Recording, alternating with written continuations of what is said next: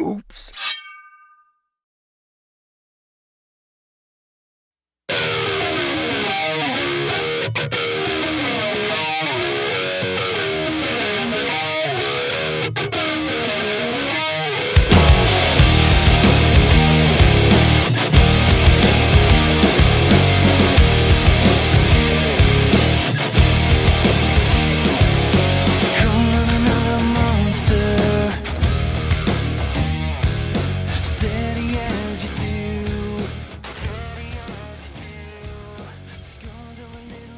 Three, two, I had a comment, one, but I'll save it. live.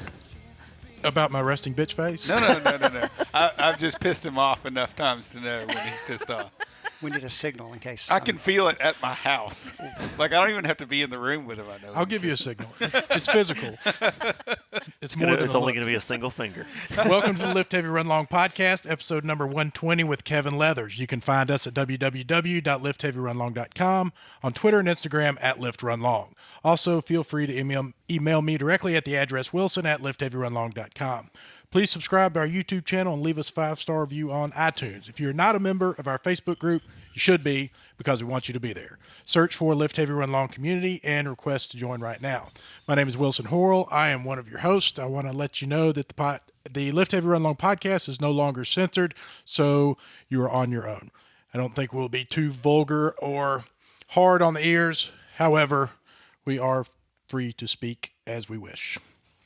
I want to let you know that Lift Heavy Run Long has an app, and we want you to be on that app. For $3.99 a month, you can enjoy 3 bodyweight exercises, 4 barbell strength workouts, and 4 WODs delivered to your calendar by Valerie Hunt, the great run and endurance instructor.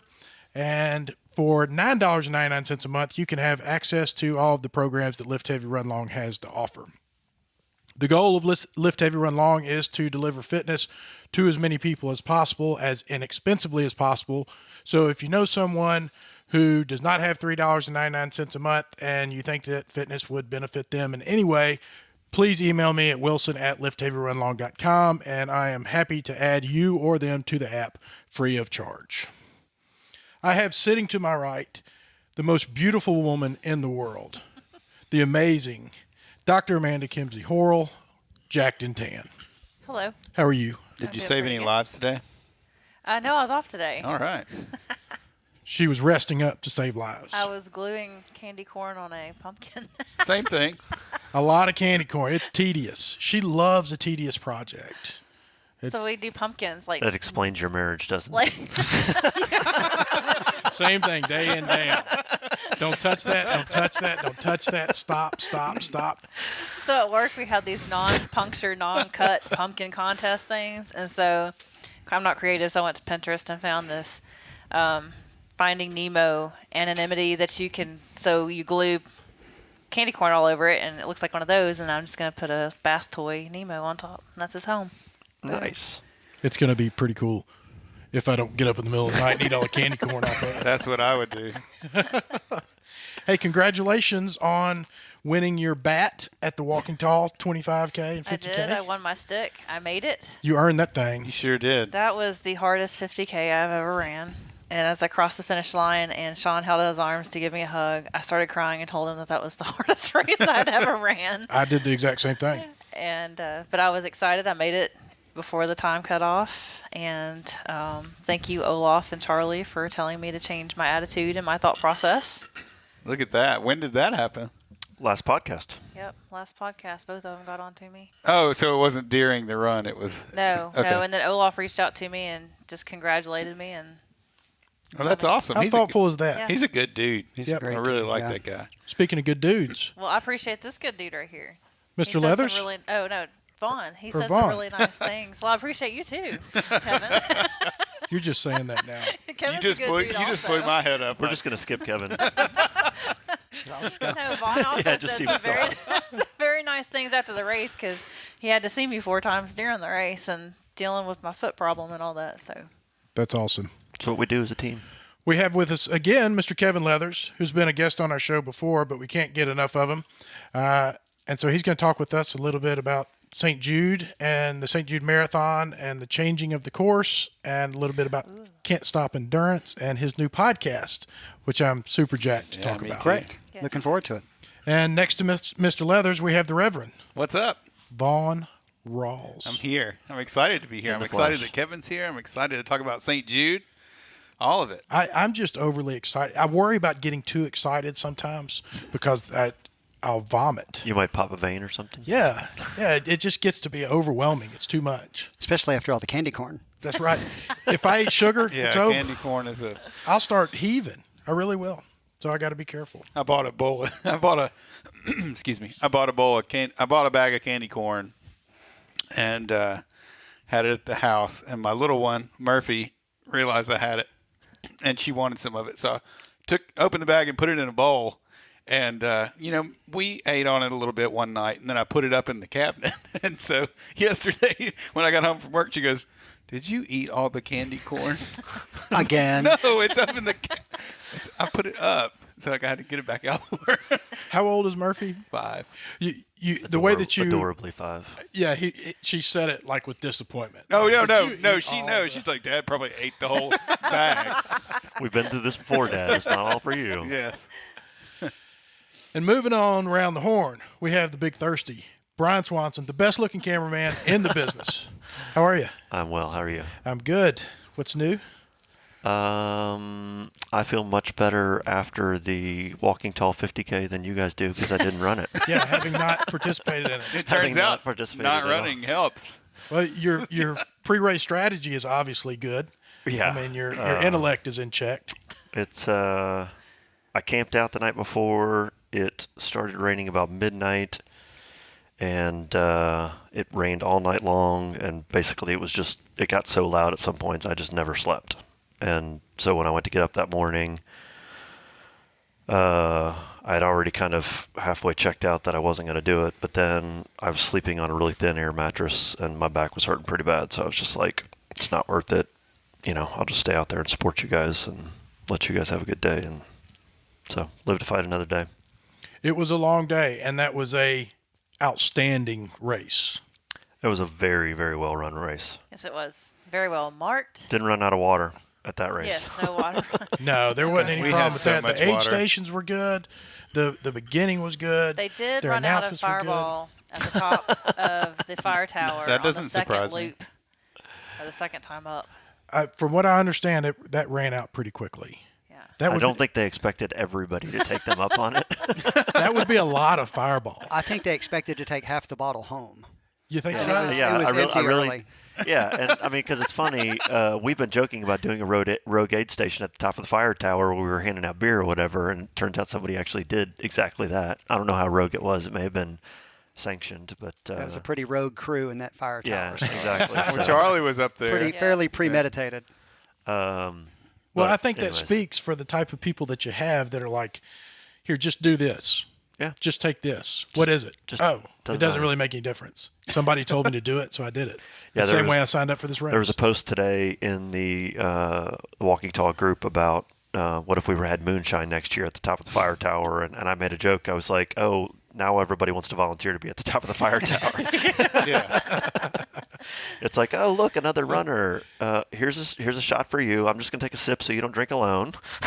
Oh, look, another runner. They should build a Here's shot patio, for you. a deck at the top. That way people Exactly. could hang out. It was so funny like a because bar. I saw people all through the race, like from early miles to all the later miles, like mile 26.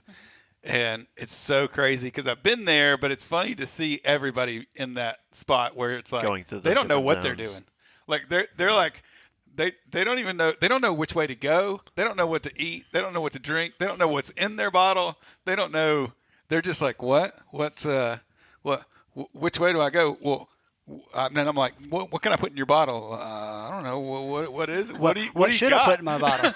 Was I supposed to bring a bottle? And I'm like, okay, eat some. Come over here and eat some food, and then turn around and go that way. So what was the cutoff for the 50K? 8 hours, 9 hours? 9 hours. 9 hours. So Connor Hayden is watching live, and he said the fireball was gone in 2 hours. Oh, Wow. wow. Gone Nice. in 2 hours. Started at 7 a.m. Exactly. So that's So some morning time by 9 drinking. a.m. Next year they need to give out Bloody Marys on the first loop. And mimosas. Yeah. Nice. Bar up there. Anyways, well-run race. Definitely Yes. looking forward to it next year. I will actually have a hotel room next year. That's a good idea. Always a So- good call. The thing, what we did was we had 2 camping spots and a hotel room. Well, I was disappointed that it rained and I had such a bad time camping because it's a nice campground. I would have loved to, if it hadn't rained, I'd have had a fantastic time. Well, so separately, like the camping part in and of itself didn't bother me, and if I hadn't gotten any sleep all night long, that wouldn't have bothered me as part of camping. It's the camping and then getting up to race that wasn't conducive. So, like, Yeah. I would go back there, and I don't care if the rain starts at midnight and it goes till 8 a.m. That was still a good camping experience for me. It was just not Yeah. being able to race that sucked. Well, So- my tent leaked and I got wet and I had to sleep in the back of my Honda Fit, and it's a whole other long story. didn't And I know was you did that. seriously Oh, I didn't pissed know that. off. And yeah, it's. I'll tell the story on my vlog this week, but man, Oh, that's tough. it was terrible. It was terrible. I say luckily you were only running one of the aid stations as opposed to having to run. Oh, and if I going- had to going through run, that I don't know experience. it would have been a terrible day. Yeah, if I would have had to do that, I probably wouldn't have finished. Oh, that's right. I didn't finish. You keep saying that. I'm got calling my- You bullshit. did I'm finish. calling bullshit. You finished the damn race. You can't do that. It doesn't work that way. Okay, because you're not an official finisher doesn't mean you didn't finish. I did not finish. That's what it's called. A did not finish. And I You believe were in assigned that. a DNF. I will give you that. Correct. I finished the But course. for you to say I did not finish is not correct. I did not technically finish that race You were within the assigned a parameters that DNF. were set. You know, I've thought about this a lot. Oh, I can imagine. Are we going to have an argument about this? Had all day to think about it, apparently. And I'm proud of myself. It was a great run. I did a great job, amazing. and it's a tough course. And you didn't miss it by much. He did run very well. Yeah. You did not miss it It by took much. me so. 24 miles to catch up to him. Yep. And there's the difference. You know, we get to the end and somebody like Gary, he propelled. He kept going. And I had that option, but I didn't take it. So for Gary to earn that finish and then me come strolling up and still be awarded that finish would not be fair to Gary. It's not fair to the people that I mean, you know it's 9 hours. You only look at your watch every 30 seconds for 9 hours. And I get that part. I'm not trying to take away. I just don't like the I didn't finish comment. Because Well, you it's did not- I'm run- not you did berating run myself. a 50K race. So. Absolutely. You didn't quit. That's right. And Finish the distance. You're just not an official finisher. Yeah, you were That's just right. assigned a According to the race. DNF as a result of the time Right. cap. and I'll take it. In Yeah. that race, under those conditions, with the amount of running that I do or don't do, you know, I'll continue to do that as long as I Continue can. to not do that. But I I'll was- continue to not finish. I was these very, races. very happy when I saw Vaughn back at the finish line, and he said, you know, all of our LHRL people made it through the time cutoff, and I was like, wow, that's like, Yeah. because I think we were all like even worried that we might not even make it for the time cutoff. That was the goal. Yeah. Make to the 2:30. Well, Yeah. I started to worry when Amanda came through, and what was it? I think it was 1:30. It might have been. Yeah, I think it was 1:30 when you came through. You had about an hour to get. Yeah, I had through an hour that. and 10 minutes, you said, to make it. Yeah, 1:20. It was about 1:20, and then I knew you would. I was hoping you were feeling pretty bad too. You were in a pretty shitty mood, but Foot was killing me. but then Wilson came through, and I was like, man, you guys got 45 minutes to get this loop done, or whatever, 50 minutes or whatever it was. But it was cutting it close, because guys were coming in and that was a gnarly little 3-mile loop. And we had 14 minutes still. We had when we finished, we had an extra yeah. 14 minutes, which was plenty of time. But once I reached there, it was like, well, they had a ranger there once with you me. were allowed to Once leave I- that, you kind of lost your motivation. yeah, to once I push. knew I was going to make the distance, at that point in time, I was like, wow, this is great. I've made what I want to do. Yeah. But to put things in perspective, what if Sean said, hey, man, I want to be in the 50-mile, 400-pound deadlift club. I only deadlift 395 pounds. That's a very good point. Yeah. I get it. So, I mean, I respect the rules of that, and I got next year to not finish again. I'm giving you a hard time about the way you're saying it, not the technicality of what you're trying to get, the message you're trying to get across. Well, Kevin, have you you were the ever, first person to really to stick it to me. I come across, I see my family. I'm such an asshole. I kiss my daughter. I kiss my dad. I kiss my stepmom. I kiss my son. And me. I kiss my wife. I was trying to do the order that I did it in. You kissed me and then I after give Andy. Sean this big hug, and I'm like crying and emotional. And then Dr. Dark Cloud, Dream Crusher Swanson comes up and he's like, "Hey man, you didn't finish within cutoff, so you don't get the DNF. And You don't get the DFL. don't They get the gave out a DFL, DFL stick. and you don't get the stick." And I'm like, Thanks. I See, get and that. I got to watch. That's my crappy sense of humor.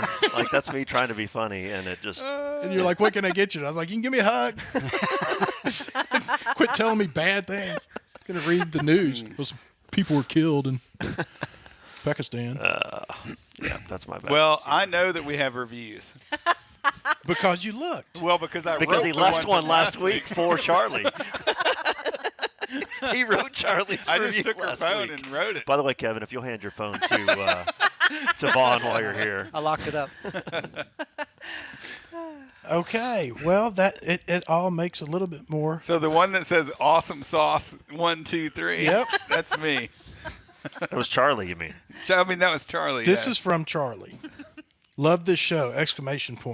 This podcast is amazing. If you aren't listening, then you need to go subscribe right now. These are the coolest people on the world. Vaughn is the best podcaster ever. Nice. I was careful not to mention my own name. This is a really good one. Virtual BFFs, 5-star review by Mergen V. I admit, since starting to listen to the LHRL podcasts, I have a secret fear that I'm going to find myself recounting stories about Vaughn, Wilson, Amanda, and Brian as if I actually know them. As a mediocre but committed CrossFitter and a slow but steady ultra runner, I can relate to so much that the group covers in their podcast. They have a great rapport and genuine interest in the guests that they bring on the show. To listen to them is like being the quiet friend in the group, along for the ride of conversation. And it's impossible not to laugh along with them. I just have to be careful not to bring all of the inside jokes into my real life. I really like that one because That's a great review. It really is, because that's when I think about I listen to a lot of podcasts, and that's my favorite thing that I get into. Like when I catch myself like caught in the conversation and laughing and go, "Oh my God, he just said that thing," like and I feel like I'm friends with these people even though I don't know them. That's my favorite thing to hear. Yeah. Because we hear that quite a bit. And we just there was a comment on, I guess maybe Charlie's YouTube video about I wish my nickname was Big Thirsty. Yeah. So people do kind of relate to all this stuff, and it's good. It's very, very good. What about Brenda Haskell and Robin Reichert coming in town How from about that? That's pretty all awesome. over the impressive. country? From Michigan and from Arizona, Yeah. drove in to go to Big Hill Pond. LHRLers coming in town to take part in this awesome race that we've been talking about for a long time, and also just to be that much closer to the community and feel connected to us. So It's kind of strange meeting people like Brenda in person because we get to know them so well. So then it's like, oh, well, you like give her a hug. You're yeah, it's like the very this is first time you meet her, we you met. want to walk up and hug her because we know her so well. Yeah, from the I mean, I community, feel so. like I've met her 100 times. And then Robin did like the LHRL tour, like everything we talked about on the podcast. She went. did. She did. Yeah, She she did came the in town, race. did the walking tall, then she went out to Shelby Forest and she ran the white blue loop on her own, or parts of it. Just went out there by herself. Went out there by Yes, herself and herself. found it. Brave and- soul. Yeah, seriously. And What then else she did came she to do? the gym and worked She out came with to the us. gym, yeah. Anybody that comes in town that wants to, you give us enough of a head up, and we will make sure that the four of us are there to do a CrossFit workout with you. That would be great if that happened often, that we could just meet people It at would the mean gym. I would actually get into the gym to work out. That's what I was thinking. Yeah, Brian graciously traded. Well, yeah. So Traded it was my coaching. morning to coach, but Amanda's feet have been bothering her, so she coached for me and let me suffer through the workout instead. Yeah. Whoever's listening needs to buy a Lift Heavy Run Long hoodie. Those are going pretty good. Yeah. There you go. I just I remembered. want a navy I one. agree. I need to buy one. I have my red one. Do we want to talk about My our red one right giveaway that we here. did? Oh yeah, that's what was leading me to that. Andrew Causey put on a giveaway for. He said, I want to give away a hoodie. I'll pay for it. I want to give away 3 hoodies. I'll pay for them. I just want to stir up the community and be active and be a part of it, which is unbelievably kind of him. Yeah. And then he puts together this. And so he's one of our ambassadors. Right. And he decided to take that to a whole nother level. What was the question? Let's talk about the what do you want to the see? giveaway. What do you want to see in the?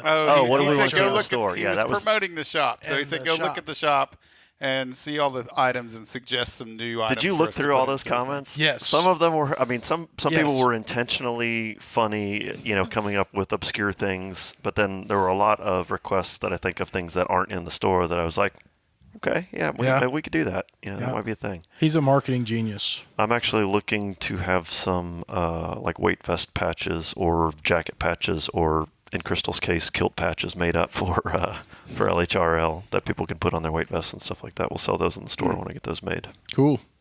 Selling things is so expensive because you got to buy them. Except for going through those, when you go through these fulfillment companies, it costs a fortune. If it extends the community and gets more people asking what's that and how do I get involved, then it's worth it. We can't keep inventory over here because I give all the shit away. All of it. And that's why we had Kevin back on, because we don't have to give guests that come back Second on shirt. It's cheaper. I don't get another shirt. No. But we want to talk to you about how often you wear your shirt and promoting your shirt. There's sort of an unspoken agreement that like 3 times a week you would be wearing your shirt. You want to talk about accountability? I put that shirt on and go to the gym.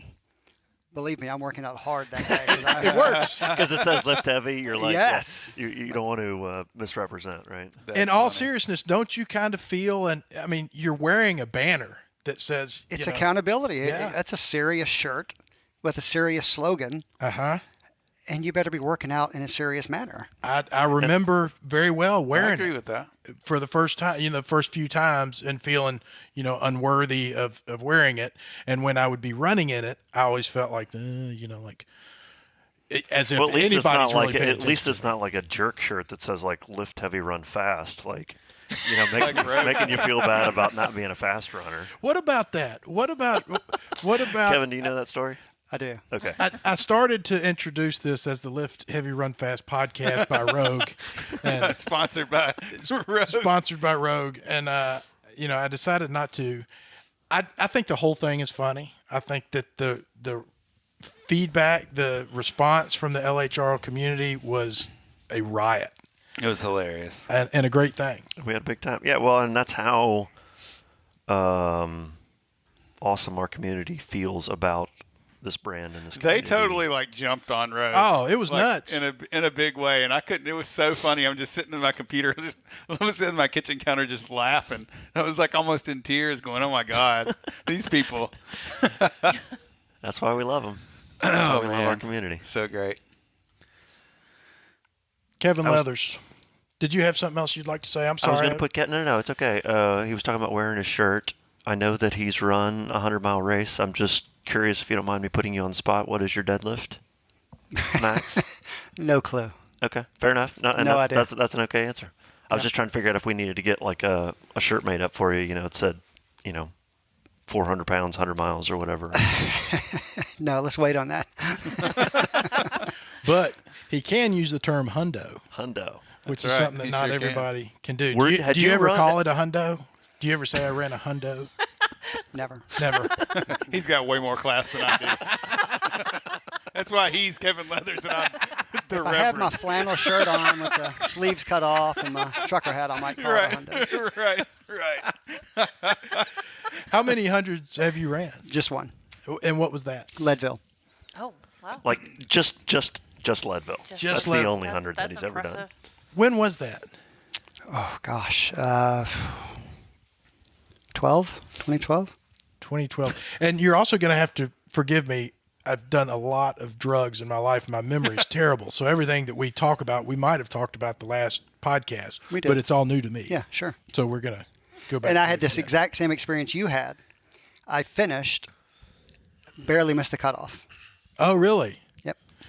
The difference is it was 100 miles in Leadville. It was hard. That's a pretty big deal. Yeah. Yeah, sure enough. Yep. Jonathan Audrey says that Kevin maxes out on his deadlift with a venti. I love them. Love them all. So the St. Jude course is changing itself. Well, up. let's set it up for a minute because Kevin's like the official St. Jude coach. Yeah. Right. I'm sorry. Do that. Right. Yeah. National coach for the St. Jude Heroes. So involved in a lot of their races and write all their training plans. And if you sign up, you get a weekly email and there's a training tip in there or a training video. So yes, there's a new course for this year for the St. Jude Memphis Marathon weekend. I'm excited. Be great. It's my return to the half, so I'm excited. Good. To Bend try that the new microphone course. closer to your mouth, if you would, please. Like that? Yep. Just Okay. like that. Yeah, the course has evolved over the years. It's basically the same general course that it's been since the late 80s when it was the first Tennessee Memphis Marathon. And grew, St. Jude took over the race. And as the race went from a 2,500 person race to a 25,000 person race, That's so crazy. it offered up different logistical challenges, as you can imagine. The finish moved into AutoZone Park. The start moved from various places downtown. And it really has gotten so big. Last year we experienced some logistical issues, some traffic jams, some logistical issues where the fast half marathon people were catching the very end of the 5K going into the I stadium. was going to say, because the other part of that is you got 4 different races that are running Four different races. simultaneously, but 2 of the races start early. Is that right? Yes, the 5K, 10K start at 7 this year, and the half and the full start at 8. Okay. Going in different directions, different start lines. Oh, wow. All 4 courses still go through the St. Jude campus, which is always the highlight of the race. When I go to I work the St. Jude Memphis Marathon booth at the Chicago Marathon Expo or the New York City Marathon Expo, and people come up and that's the first thing they mention is, oh, I ran that race and running through campus was amazing and inspirational. So that remains. But the other issue was in New York City, they've got 25,000, 30,000 police officers. Memphis doesn't have that many. And as the race grew, we were really stretching the support thin, traffic control, all those things. So St. Jude, the powers that be, sat down with the city and the police department, and they had excellent meetings this year about we can close down more streets if we can avoid doing things like crossing Poplar out in Midtown and crossing Central and those type of things that become traffic nightmares when we really don't have the manpower to control all those intersections. So the half marathon now stays completely downtown. You'll never go east of Danny Thomas in the half. Oh wow. Oh, wow. Right. Well, That's a big I take that difference, wrong. isn't it? Close enough. Yeah, you're west of the medical center the entire We're not race. going out to Overton Park like we used No. to and all that kind of stuff. No. So. Both the half and the full are together until mile 11. The half kind of turns up through Victorian Village and comes back and finishes on Union. The full goes out North Parkway through Overton Park, behind Rhodes, then back down North Parkway. That's been a traditional finish for the marathon for years. Back Danny Thomas and then finish. And the finish is new. Finishing in the stadium was kind of unique and a novelty, but So we're not doing that anymore. the race just outgrew that finish line down through wow. the center field wall. All right. And we had so many requests from families that we can't see our people finish because the finish line was way out in center field. Right. So now we're going to have a traditional huge finish line on Union right outside AutoZone. So we'll still use AutoZone for all the... As a tired runner, I want to say thank you for not making me climb the Climb those AutoZone Don't have to climb the stairs after stairs. the race. Yes. I appreciate that Yep. aspect of it alone. Now, I can't imagine how difficult is the food still going to be in the same general area? We still going? I haven't seen the map of AutoZone yet, Okay. but I assume it'll be... You won't have to make the big lap and all Right, those right, things. right. It's going to be... this isn't me and a couple of people driving around downtown laying this course out. Right. They have professionals who come in and help them and sit down with the race organizers and the MRTC and the police department, and they map out a safe, spectator-friendly course, which is good for runners. Sure. This course I think it's going to be as fast as any past course. My PR's on versions of this course. A lot of people qualify for Boston on this course. One new thing, we go up Riverside early in the race, Oh, which we've never done before. So you get to go up and down Riverside. So you have that hill going up, not a big deal. I think it's going to be a fast course. A lot of people were early on, as you all know, social media. Within 5 minutes of the new course maps being out, people were chirping. Blah, blah, blah, blah. Right. I say, give it a chance. Let's all go run the race, see how great it is, and tweak the things that need tweaking. But I think it's going to be a really great course right out of the chute. The things that need tweaking primarily being the people's attitudes who are complaining about the course being off. I didn't say that, but that would be helpful. Yeah. Yeah. Now, I was going to ask you, how many of these problems become Kevin Leather's problems? Logistically, you're the guy? This is... No. They look to me to be the runner's advocate at ALSAC and St. Jude. So I offer up suggestions. I give a lot of feedback because I hear from a lot of runners, because a lot of runners do think that I have a lot more input on those major decisions than I'd have. So I do have their ear as far as this was difficult, that was difficult, this would be better. Here's what runners want. They don't really want that. They want this. So I have input and they listen, and I sit around the table a lot in those meetings, but I don't make any of the decisions. That's all. Well, I realized a few weeks ago, seeing you at all these different expos, this is a lot of time you put into. Is this a job for you, or do you just do it? It is a job. So Can't Stop Endurance is my coaching business, and I'm a contracted vendor for ALSAC. Right. So it's part of that gig. So the one-on-one coaching goes on with Can't Stop, and then the St. Jude piece has grown and grown and grown over the last 7 or 8 years, to where it's a pretty major piece of. And you do a lot at expos. I do a lot. So yeah, Chicago and New York, those two marathon expos. New York's coming up next week. I'll go and we'll have a heroes booth where if you're running New York City, you come check in and you get your singlet and your goodies, and we love on you a little bit and make you feel special and attend to all your needs. And then next to that, there's the St. Jude Memphis Marathon booth where we're promoting our hometown race, since that's St. Jude's race that St. Jude owns. So we stand around and talk to the heroes who are running with us, trying to recruit other people to run as heroes in any race around the world. We talk and promote the Memphis race. So you stand around and talk like this to runners. Sure. For 3 days at an expo, and that's fun though, right? It's awesome. Not a terrible job. It's awesome. And then on race day, we go to the Heroes VIP lounge area pre-race, and it's where they go for breakfast and group photos. And I get to give a little pep talk there.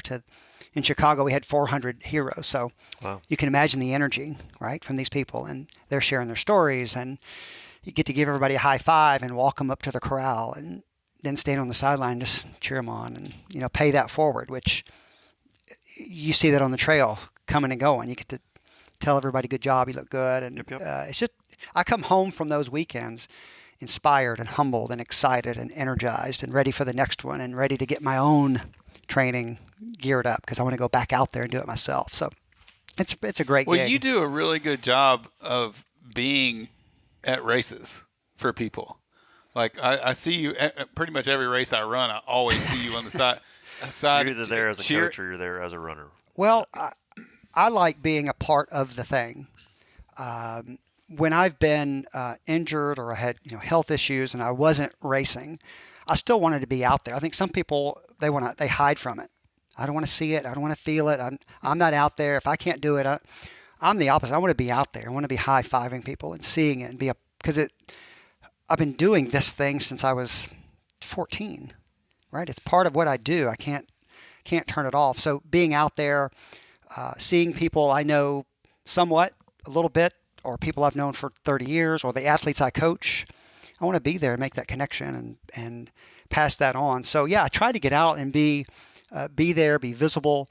I think it's good for Can't Stop Endurance to be out there and be visible and be part of the running community, not just coaching people and trying to drum up business, but being out there and being a part of this amazing running community. Just like the LHRL, you want to see that out there. I like having Can't Stop out there for that same reason, just to spread the love and spread the energy. I think that's probably overlooked often by people who aren't into running yet, is that there is a place for them out there. That hanging out at these races is a lot of fun, and there's a lot to watch, and there's a lot of energy, and there's a lot of inspiration to be had, and you don't even have to be participating in it. No, I encourage. I've got a couple of runners right now who were doing some big personal goals. And when you're in that, you're in your cocoon and you're doing your thing. And at that point, you kind of have to be selfish. You have to be focused on your thing.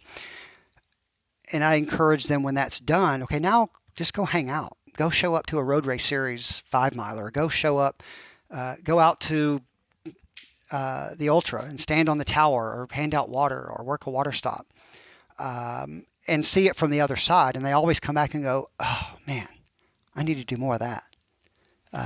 Makes you feel a little more part of the community. And how'd you feel when you volunteered that one time, Wilson? I volunteered one time. I tell people about it a lot.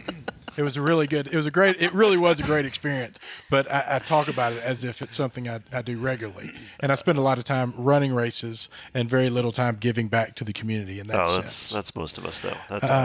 Not to call you out specifically. And it's a great place for kids. It's an easy place to bring kids to these trail races. Probably not the St. Jude Marathon, but you could probably just leave your kids sitting beside the trail with a bag of chips, and you just go run a 25K or whatever. But you know what you do for a race like the St. Jude Memphis Marathon? You go pick a corner on the course downtown, and you get your kids cowbells. Yeah. And shakers and candy, and you go out there and you stand there and let them shake that cowbell for a couple of hours and cheer people on and see something, see Memphis and see the running community at its best. Yeah. It's so funny. I can't remember why I wasn't running the race the year that I did this, but I went to the corner of Cooper and Madison where the race at that time turned, and I was out there just cheering people on, and like people were coming by and I'm reading their names on their bibs. So I'm like, oh, good job, Joe, good job, Brian, whatever, just calling out names. And some of the other people were like, how do you know all these people?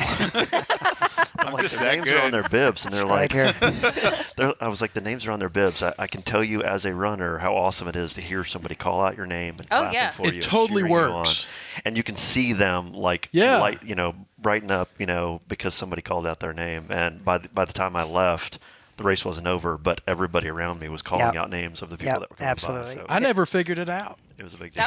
That was the first race that people were yelling my name out. At first, it was like embarrassing, and then I was like, "Is there another Amanda around me?" And then I was like, "Oh yeah, my name's on my bib." So then as you got going, you're like, "Yeah, right, yeah, I am awesome. That's a real thing. I'm right? doing this. Yeah, it's awesome." If you want to experience that, join me at the St. Jude Memphis Marathon weekend in mile 12.5 of the half marathon, or stand at mile 25.5 of the marathon. Right, when everybody's done. And you're exactly right, Brian. I can remember vividly from a marathon 25 years ago, being in that last mile, and a guy standing on the bridge in St. Louis said something to me that totally fueled me. And if he walked in now, I'd recognize him. And I remember where I was and what he said and how it helped me. So now that's what I'm trying to do. Like it's all downhill from He here. said, "This is why you did all those long runs." Oh, nice. It's like, damn it, he's right. Finish it up. So now to stand out there and do that and pay that forward. And you're right. You say, "Come on, Brian, looking good." And you see them, they kind of come out of their fog and they get a little lift. And there you go. Well, and to intellectualize that, it sounds really cliche, like what's that really going to do? But when it's individualized and directed towards you as a person, it's totally different. When you're lost in your own thoughts, you're in a dark place, you're hurting, you're tired, you want to quit, and then all of a sudden somebody recognizes you. It's a big deal. I remember there used to be a girl, I don't know if she works at Breakaway, Jessica Grammer. Yep. Yeah. It was like probably my second marathon maybe. And I'll never forget, I was like mile 18, 19, suffering, and I had started walking, and she came over the hill, and she looked at me, and she goes, "Vaughn, why are you walking? Run! You trained so hard." And I was like, "Damn it, you're right." So you don't forget that kind of stuff. That's really cool. This weekend at Walking Tall, Will Moore, who's been a podcast guest on here before, and Trace McIntyre, both of them were doing the 25K, and they've been in competition with each other since we were in 4th grade. And both of them just freaks when it comes to running. And I hear somebody coming up behind me, and 2 guys are chanting Buddha, which is the nickname that I went by in high school and still often do. And, I hear these guys coming up, and it was like, oh, man, after they left, they're in like 3rd and 4th place. And just to see them and, know my history with them. And, it was great. You know, it was great. Just the memories thinking about them and watching them killing it. And it carried me through, I don't know how many miles, but it was a great thing. And to give you some perspective, I started an hour ahead of them, and I was on mile 10 when they were blazing past me, about to finish that thing up. Crazy. That's awesome. I've got a question that's extremely ignorant. All of this Boston Marathon stuff is pretty relatively new to me. But when you were talking about people running up the Riverside Drive hill, are these marathon, with there being Boston qualifying times, are different marathons weighted or scored or handicapped differently? Or is your time to run 26.2 miles in Memphis the same as your time better be in Chicago? Well, what makes it a Boston qualifying race? Is there? It has to be certified, USA Track and Field certified And race course. And it can't be point to point. Right, can't be point to point. Can't be. There's a certain net downhill limit. Okay, I think So that's there's kind of some- what I was asking. But your time is if your age group is 3:30 to qualify for Boston, it's 3:30 around the world. Everybody has to break 3:30 to qualify. Is that part of why they bring in these people when you change the course to tell you, to consult with on how we're going to change the course, because you have to meet certain requirements to keep that? That is part of it. certification? That's part of it. Yeah. It's got to be certified, which the MRTC does. They're the experts at that. Mm-hmm. They wheel measure that course, and it's right on the money where it's supposed to be within the limits. The other consultants, they're more traffic flow, logistics, making it good for volunteers and workers and runners and all those things. So they don't really plan it with, is this a Boston qualifying course or not? Okay, As far as, gotcha. is it fast? But Yeah, because I think, I looked at it at one point, and like Kevin said, it has to be certified 26.2, and then like the start and finish line have to be, and I'm going to make up a number, like within a half mile or a mile of each other or something like that is basically Yep. what it has to. Huh. So it can't be an end like a point to point like Boston is. It can't be a point to point race. And by having the start and finish line so close together, you generally don't have the net downhill. You don't exceed that net downhill Yep. because you're probably going to be at close to the same elevation when the start and finish line are so close together. So none of the Boston qualifiers can be point to point, but to But qualify Boston to is. Boston, you Is a go point to point. and you run a point to point. Yes, That's interesting. What's the logic behind that? I have to talk to the Boston. yeah, I know the point to point. I want to talk to the Boston qualifier guy. Who's The he? point to point also does a world record on a point to point course is not a valid world record, and that has to do with stacking the deck. because you could get up and you could do a net downhill. you could do a run. net downhill Right. up off the mountain. Oh, okay. So Yeah, there's we're just gonna start at the top of Pikes Peak. We're gonna run down. yeah. Well, Amanda did the Chattanooga Marathon the last couple of years, and that was botched both Terribly. years, really bad. The marathon was a mile and a half long. A little over a mile long last year, and then about 0.6 of a mile short. year The half before. marathon was like a mile and a half short. It was great. I was doing the half marathon. I couldn't have been happier. But there's people there that were. It was a. We was getting close to it, and I'm from Chattanooga, and I'm looking down. I'm like, there's no way this distance. I'm going to be back in like 0.2 miles. And then finally, somebody else yelled. It was being passed along. It's a mile over. It's like, oh. I couldn't imagine messing up something like that in a big. I've done like a few like smaller races, helped organize. People get super pissed about that. Yeah. Well, for as precise as we train and work, there's a few Yeah. things a race director has to Right. do, and if it's a road race, the distance has to be pretty darn close. Right. Yeah, in ultras we know that a 50K is ish. Ish. Yeah. Yes. A race can overcome a bad T-shirt design one year, Right. or bad post-race pizza, but missing the distance a couple of times, running out of water a couple of times, and that'll kill a race. People just aren't going to come back. Yeah. Let's talk about Can't Stop Endurance. Okay. I see a lot of people in Can't Stop Endurance. Do you carry your own podium with you to these races? I was going to say, Well, you know where I see a lot of Can't Stop Endurance people? On podiums. top of podiums. All of That's them. where I see Yeah, Can't exactly. Stop Endurance. You just let them know I got that. Well- I like them to be on this. We sturdy- brought our own. That would be great. platinum I'll brand sponsor. I material. could sponsor a no. Who made your logo? Bluff City Sports. Because it's so cool. It's like you. one of the coolest brands I've seen. I just love it for Thank some you. reason. I appreciate that. We're proud of it. I love it. It's Yeah, you should be. Yeah, I'm fortunate to work with a lot of talented runners, but everyone I coach isn't a podium winner. We work just as hard with that person trying to run their first 5K or break 30 minutes for the 5K or run their first half or full marathon as we do with the people who are trying to win the marathon or the local 5K or the ultra run. But I think results are the best publicity you can have and the best marketing you can have. So we have some runners, they do well, and other people notice that and they want to come find out how they can get their training to that level. So it just kind of builds on itself. We don't advertise. We don't have. Yeah. So it's the results and the brand and the people who are in it are the best marketing we have. We got a great group of people. It's working. You had 3 of them on top of the tower giving out Fireball the other day. So that Quality people. says a lot about. Yeah. They're total quality people. As diverse a group as you'll find, but the common threads are motivated, smart, disciplined, accountable, coachable. They want to do the best at this thing, which is running. Will you take on any level of athlete?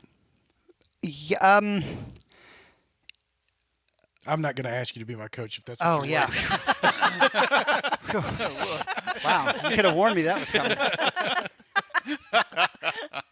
So many There's a very beginner level where if somebody's coming off the couch. Now I have worked with runners who are doing a couch to 5K plan, but somebody who needs to get in shape to start getting in shape, I really can't do much for them until they get, whether it's they need to lose a certain amount of weight or they need to get to where they can walk around the block. That I can't really help you. Come back to me when we get to this base level and then we can go take you. But no, I do a lot of couch to 5K people. You want to see a certain level of motivation already. You don't want Absolutely. to be starting right at the beginning. I get you. Yep. I'm going to state the obvious. You love running. A little bit. Yeah. You love the sport of running. Yeah, I do. I listened to the new Can't Stop Endurance podcast, Good. and it's going to be good. I appreciate that. You're very well spoken. The podcast is very, very smooth, and it is basically the anti-lift heavy run long podcast. It is everything. But we're okay with that. And there's nothing wrong with that. Absolutely not. whatsoever. But I listen to a lot of podcasts. Vaughn, Yeah. and we talked about it a little bit. I want to be educated and or entertained, and all like you were saying earlier. Like I'm going on an hour. I'm riding in the car with you for an hour, and I may just be sitting in the back listening. And I want to get out of the car having learned something or felt something. So yeah, my podcast will be different from this, but I see myself as a teacher, and that's what I love about Right. being a coach is the teaching part of it. And that's why I love going to these clinics and expos and trying to help runners become better runners or smarter runners. So that's what the Can't Stop podcast is going to be. Is it's not just me yakking about tempo runs or injury prevention. It's going to be next week. We've got an episode coming out that's a preview of the New York City Marathon. So if you're going to run New York City, this will be all the ins and outs of the course and logistics and the expo and those type of things. Then we'll have a coach Q&A on the next episode, where I'll have my co-host and producer Holly Hensterling, who's also a coach, and we're asking for questions from the audience, and we'll address some of those topics. So much more of a coaching, teaching podcast than yours. I think is a little broader, little. That's the different fun thing format. about podcasts is I don't want to listen to and I want to listen to all of it, but I want to listen to like an educational podcast for a certain amount of time, maybe Yep. a couple of days. I'll be into one, and then I'm like, then I want to listen to the last podcast on the left where we're talking about horror movies and laughing my butt off for an hour.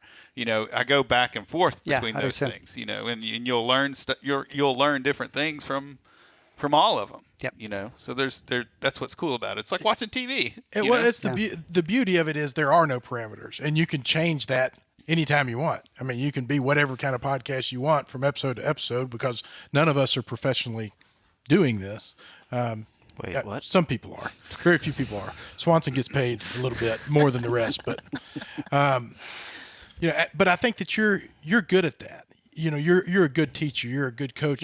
You have a lot of knowledge, and you carry yourself that way, and you relay information very well. Vaughn and I told Vaughn many times early on, I don't want to position myself as the authority in anything. I want to make it real clear that I don't know anything about nothing because I don't want to have to defend that.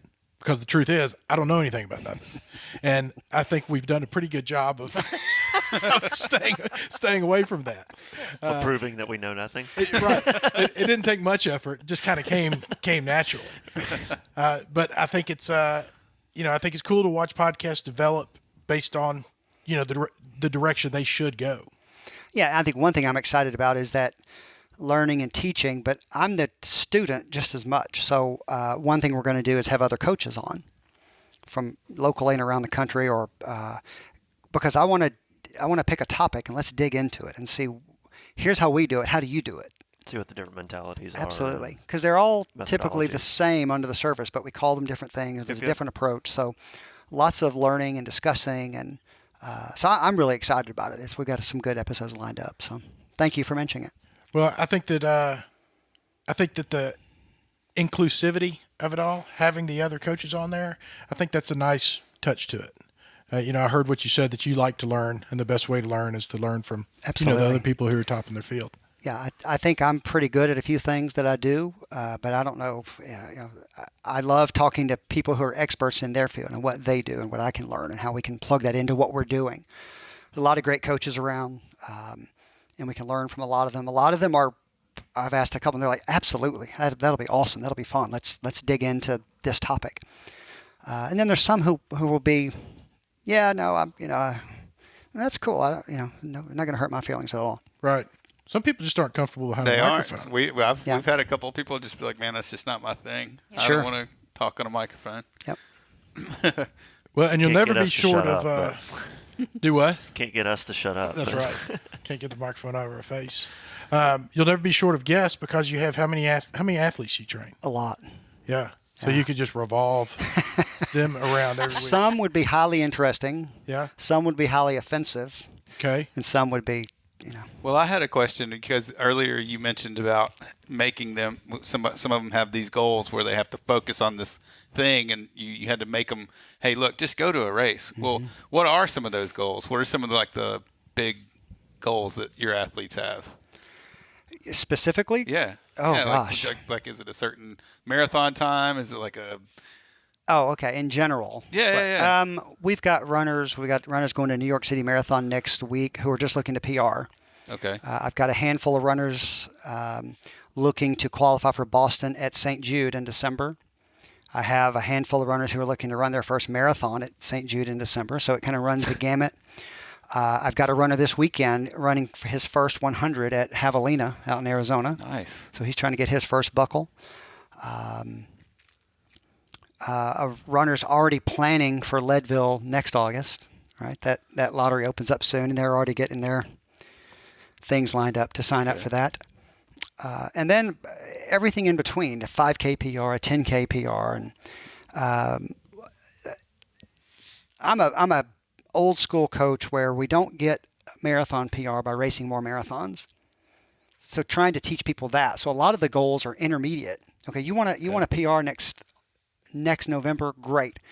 We've got that goal out there. Now forget about it, and let's work on, if you want to run this pace in November at your marathon, we're going to work all summer to get your 5K to this pace. Yeah. And your 10K to this pace and your half to this pace. Because if we do that, then you're ready for that build to go run that pace in the marathon. Yeah. And too many people get caught up in the chasing that marathon and trying to find it. Sure. So big goals, they're out there. But now close the lid on that. Let's not talk about that. Let's talk about the daily grind of what we're going to do on the way to get to that big goal. Why do you say that's old school? It is social media, medals, running marathons every weekend, marathon maniacs, all that breeds over racing, I was overtraining. going to ask you, do you have a problem with athletes? You tell them what they're supposed to do, obviously, but then they come back the next week and they're like, they've done all these other things, either not done what you've told them to do, or they've done what you told them to do, and then they did a couple marathons or half marathons. I have as well. You want to get a talking to. That's one of the big ones. I have no problem with whatever your goals are, and I can help you, or maybe I can't help you. So if somebody wants to collect marathon maniac points, great, and collect medals, great. Go have at it.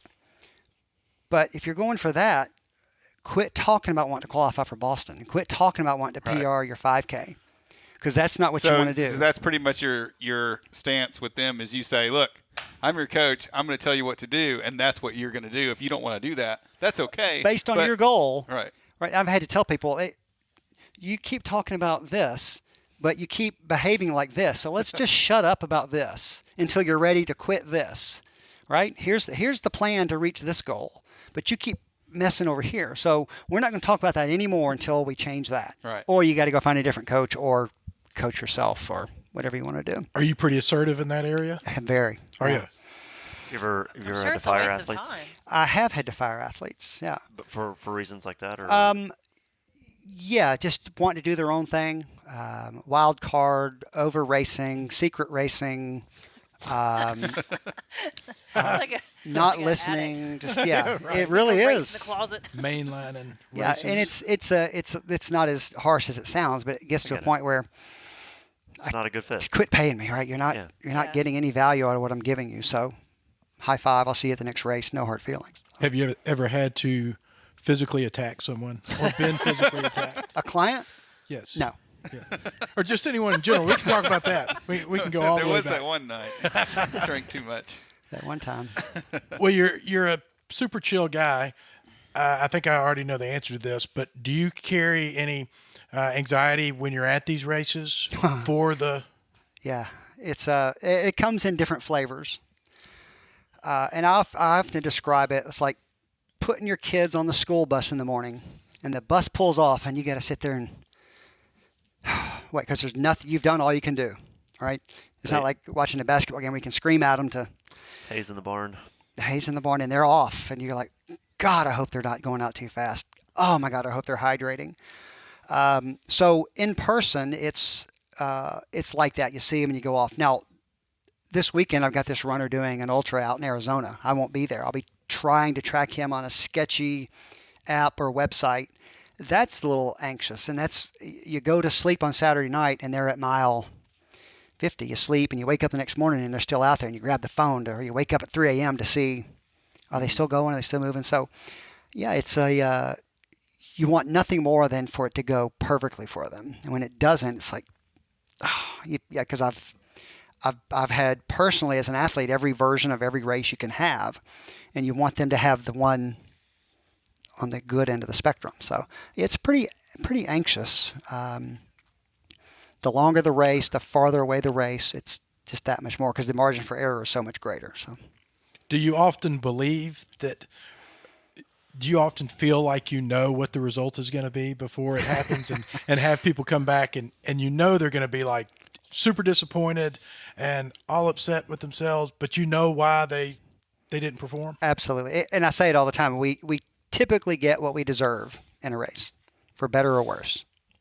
Right? That hurts a little bit. Yeah, it does. Right? Believe me, I can recount race by race the ones where I knew exactly what was going to happen, for better or worse, and it usually does. For yourself or your athletes? For or both? myself and for my athletes, it's there's nothing more gratifying than taking them through the training and then telling them exactly what to do on race day and exactly what's going to happen, and they go out and execute it. Right? That, oh my God, that's the best feeling. That's a good feeling. Oh, Yeah. you know, to show somebody the map and they go out and they do it, and it works and it feels and the experience is exactly how you told them it was going to be. That's a cool feeling. Where it goes wrong, or they, I've got runners going, this is ambitious, but okay, let's take a shot at it. You kind of know what's going to happen, especially if it's warm or Right. they're prone to going out too fast. That's a hard habit to break. Right? That's a really hard habit to break. But It once is. It's once so you much teach fun. them that discipline, the floodgates open on performance. So do you have any quirks or oddities or habits that you do before a race that might be funny or odd or anything? Pre-race rituals. Yep. None that Nothing that I can speak to right now. None that I'm going to talk about on this podcast. I'd rather talk about that guy physically attacked. that other guy. Nothing. No, pretty standard. Calm, low key. Don't try to get too worked up. You don't wear like the same shorts or underwear or socks or anything? Yeah, well, that's funny. I've got a drawer full of socks, right, and shorts. But on race day, I always tend to find that one special. How does that always end up in my hand on race day? That hat or those shorts. Gotcha. So yeah, I guess there's that gear wise. Yeah, I've got some rituals and some favorites. But How many marathons do you think you've ran? now I started doing marathons back before we counted them, and so all that. So I Okay. lost count. 30-ish, something like Wow. that. Wow. And that's, again, a believer of where we trained all year, we built, and we raced one marathon a year. We peaked for that marathon. Okay. Maybe two. That was, one in the early spring and one in the late fall. But yeah, somewhere around 30 and another 25 to 30 ultras and those type of things. Nice. And then the 5Ks, I lost count Oh on the gosh, I 5Ks. can only imagine. If you knew you had 10 more years and then you're going tits up, and you can either run races for 10 years or coach people and attend races, but you can't do I can't do both. both.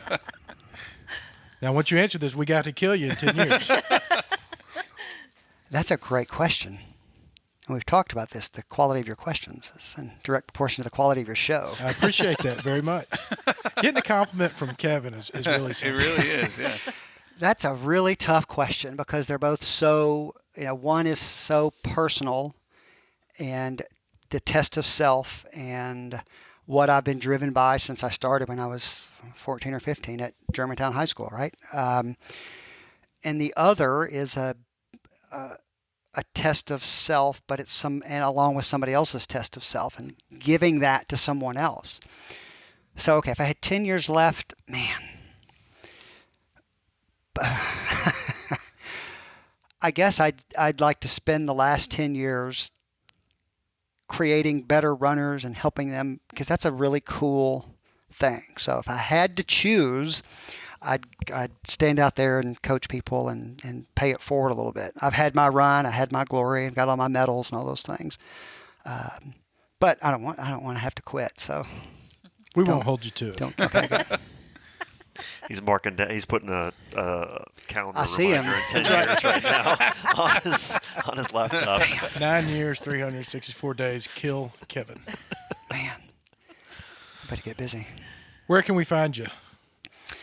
You can find me at Can't Stop Endurance on Instagram, Twitter, Facebook, can'tstopendurance.com, and you can listen to the podcast on iTunes and other platforms soon, from what I hear.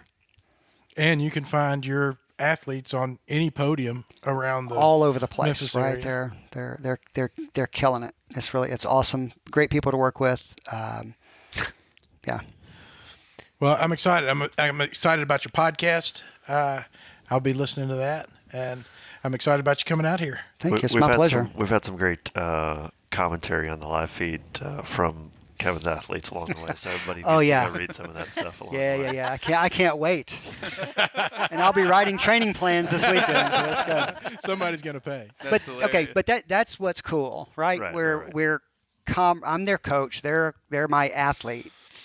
I hate the client thing. They're friends. They're comrades. They're giving me crap online. That's the bond is real. That's not just. I'm guessing your 100-mile athlete is Chris McClelland. He's pacing Mason McWilliams. Who's okay. Because when you were talking running. about that, he said, "I got you, coach." And then when they were talking about when Wilson asked where they could find you, somebody said Starbucks Germantown every single day. bastards. So Yeah, it's kind of the running commentary if you want to find me. Lift Heavy, Run Long, number 120 is in the books. Thanks so much, Kevin. Thank you. Kevin.